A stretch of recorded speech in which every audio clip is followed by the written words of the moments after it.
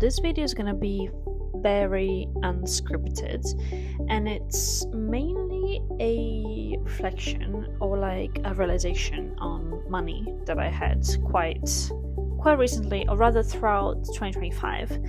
And basically that is that sometimes it's good to lose money, or like to waste money, what some people might think about as wasting money, for your own peace of mind, for your own mental health or physical health, or for your future self, kind of, to cut your losses and get out of a situation. And for some of you this might be something that kind of doesn't need to be said even, but for me, as someone that invests money, loves to build her wealth, someone like me, it wasn't something that came natural, or like still doesn't come natural to me, being able to not only indulge in some expenses but also being fine with wasting money effectively. And so 2025 has been the year of learning about this, basically, that financial gain is not always the thing that you need to maximize for or optimize for, and that sometimes a financial loss is the best thing that you can do for yourself. And there have been three main occasions in which I've seen this happening, and so I'm going to tell you guys some stories. The first one was in February. I was supposed to go to Portugal with my mom for a week, and I was supposed to work from there. We have some flexibility at work where we can take some days to work from anywhere we want.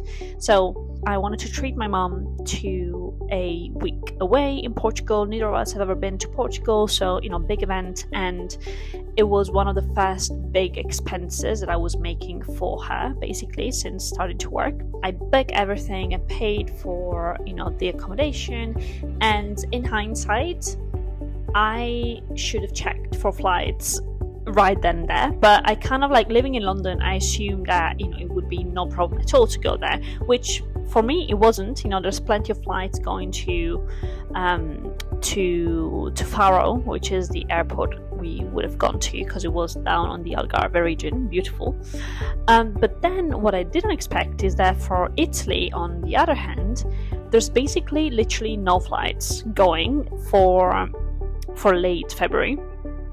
I guess because this is not the high season for Portugal, and no one in their right mind would go from Italy to Portugal in late February, but didn't even cross my mind. So basically we were in a situation where I had my flights, I could go very easily, and we realized there was no way that she could fly to Portugal, which sounds insane in this day and age, that there isn't any convenient way to go from Italy to Portugal to Faro. Basically, she couldn't come. We understood that she wasn't able to come. And then what I was thinking is, I'll just go. I paid everything. I can't get a refund for literally any of the expenses. I'm just gonna go.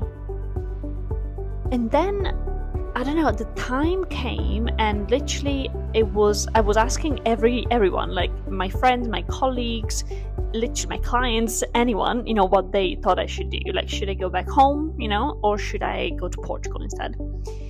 And of course, the reason why I wanted to go to Portugal is, at that point, it was only to not waste money, because transparently, I saw the weather forecast. It was going to be bad.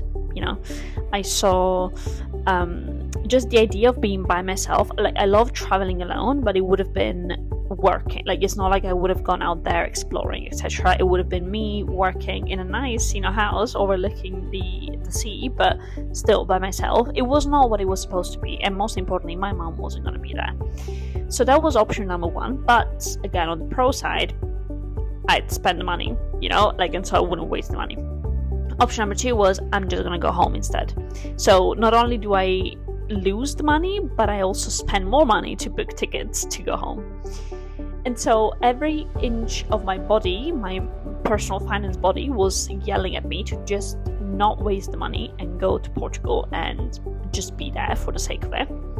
But then, then I really listened to my brain, or rather to what my body was telling me. And it was a difficult period in my life. Like, early 2025 was pretty difficult work-wise, personal life-wise. So I knew deep down that what I really needed was to be home with family, and that, if that meant losing out on, £600 or however much that was, then it was worth it. And so I did it, and it was probably the first time. Well, I guess it was the second time, because the first time I'd done it just literally a few weeks before. But yeah, it was one of the first times where I was like, yes, I'm consciously wasting this money for the greater good. And it felt very good, actually, and I did not regret that choice at all. So I guess that's lesson number one. And then this happened again actually a few weeks before that, and I told that story in one of my other videos, which I'll insert now. But it was basically when I walked out of an investment property purchase. I'd put down a reservation fee in late 2024 for this flat in the north of England. It was going to be like a short-term rent, ideally being rented out on Airbnb, although I wonder how well Airbnb would do in that area, but anyways. And I'd gone through the process, and I paid 2.5k a reservation fee, and plus some solicitor fees, some initial stuff for that, like accountant fees, all that jazz. So basically came up to pretty much 3k. And so that was when I decided to go up north to go and see the place, see the city that I was buying into, which, And then I realized that it was a bit shite, honestly. Like, it just wasn't great. It wasn't an area that I would have lived in or that I would visit, and then I spoke with people from the area, some, just basically I did more due diligence, as I should have done from the beginning. And I just had that sinking realization that I'd made a mistake, and I didn't want to admit that to myself, honestly, because that would have meant wasting 3k basically, which who wants to do that, But then again, I just had to realize and kind of come to the realization and a reason with myself that it was better to cut my losses there at 3k, learn a lesson, like a damn good lesson, and move on with my life, rather than proceed, tie down 25 more k basically, if not more actually, of my own cash, and take a mortgage on this flat. And then it is basically such a massive purchase, right? Isn't it?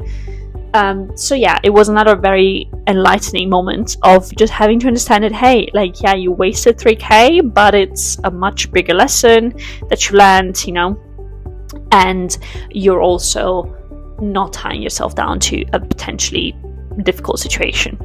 So I guess moral of the story is, of course, in an ideal situation, you're not wasting your money, you're making all the best decisions ever, but realistically, who is going to do that? No one is actually going to do that. So there are instances in which it's more important to prioritize other things like mental health, long-term perspectives, rather than focusing only on not wasting your money and on sunken cost fallacy. That's kind of like the